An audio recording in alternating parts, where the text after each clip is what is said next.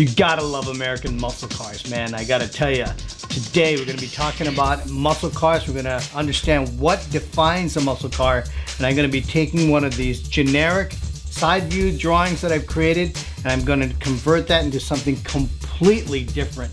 Then I have no idea how this thing is gonna turn out. So don't miss this video, and let's get started. The Ford Mustang GT is an iconic muscle car. And what we're going to do is understand what is it about the Ford Mustang and several other kinds of muscle cars that sets itself apart from regular sedans. What's the form language? What makes it look powerful? And we're going to try to replicate that when we try to finish this drawing. So what defines a muscle car? That's the question we're going to be answering here as I take this ordinary looking sketch and we're going to convert this into a muscle car that looks something similar to a Mustang. And the Mustang, the Camaro, the Dodge Challenger, these are all great examples of what a muscle car is. And muscle cars are very aggressive looking. If you look at the side view, the profile, you've got a lower stance of the vehicle that is close to the ground plane, and then you've got aggressive shoulders. You've got a smaller greenhouse. They've got a spoiler here in the rear for the Mustang. We've got these large wheels, which look to be about 20-inch wheels. You've got a pretty small overhang here, which is the distance from the front of the vehicle to the tire. Got a wheelbase, which is about 2.5 wheel spacing. So that's the typical proportion of what a muscle car is. The first step, I'm going to start off with choose a base color. So we're going to start off and I'm going to block this all in with a blue color similar to the Mustang that we saw. I have always loved muscle cars ever since I was a kid. In fact, just cars in general, sports cars, muscle cars, supercars, or what have you. They were just so cool. And I wanted to draw those things all the time. I would just sketch, daydream about it all day. I would never get any of my assignments done. It was just terrible. My mom was just livid looking at my sketchbook because I would take no notes. I wouldn't do anything but just sketch cars all day. And she'd get so upset. High school came, and then I really wanted to get a Mustang, but there was no way that was going to happen. All right, so our step 2, we're going to block in the color of the glass.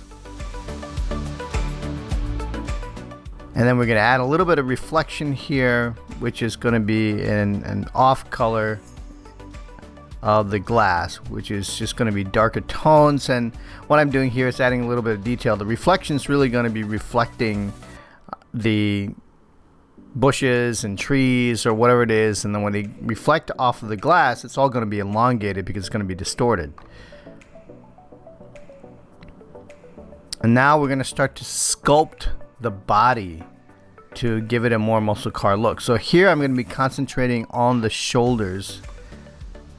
We're going to pronounce those shoulders like we saw in the Mustang. We're going to add some shading and some details here, and I'm just using different colors, and I'm doing this in the same way that I would do with a marker sketch. So even though I'm doing this thing digitally, just bear in mind that the process is the same whether I'm doing it digitally or not. Adding my door cut lines. And then we're going to add some a little bit of details here. Going to extend the rear end a little bit. You can tell here, even in the front, I've got a little bit of a smaller overhang. We're going to add the rear tail lamps. And just take note of the proportions here. I've stuck pretty much to the same proportions of the Mustang.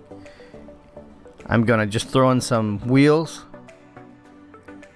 I'm just taking that from one of the images and throwing them in there. It's another quick way to kind of get a quick look. And then on this stage, this is continuing to just sculpt the vehicle because I'm just going to be adding some highlights into this area so it just draws the shape out a little bit. So I have my light source that's coming up from the top, and I'm going to hit all those peak surfaces, and I'm just going to light those things up. So the shoulders obviously is going to be, I want to show that the shoulders are pronounced. They're beefy. That's how I want to communicate that muscular look for this particular car. And already you can see it's looking similar to a Mustang.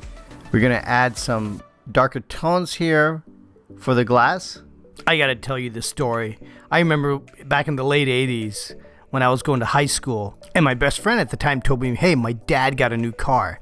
And I came over and it was a Mustang GT. It was a 5-liter V8 output of 230 horsepower. And by today's standards, that sucks.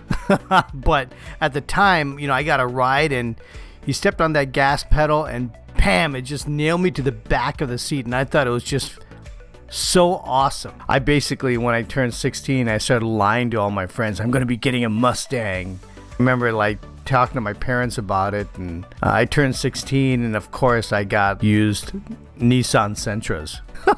It was like so embarrassing. It had like no power steering. You would shut the door and it sounded like a tin can. It would make that dong sound.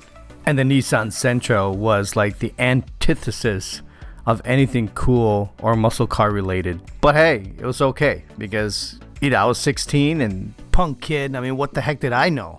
I could just remember my dad. You young little whippersnappers. You're even lucky you even have a car. When I was your age, I used to walk 10 miles to school in 10 feet of snow. Alright, so step 6, we're going to finish this off. I'm going to add the rear spoiler to this. We're going to go a little bit larger than what we typically see. A lot of people who do modifications on their vehicles, they take them out to the track and things. Custom mods are always very popular. Allows people to kind of stand out and exercise their creativity, individuality. Like having these beefy spoilers here in the back. So we're just going to add this. This is just where we're going to have some fun. You're not going to see this in a stock car, but this is just to add a little bit of drama here to the car.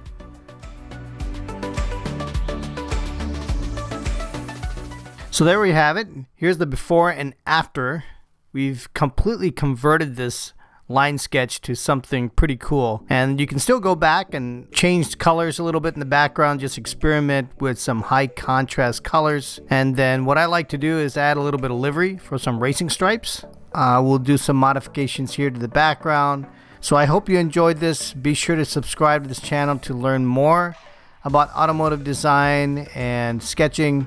Or if you have any suggestions on what you'd like me to draw, send me a note. I read all my comments. And we'll see you next time on Driven to Draw. Have a good one.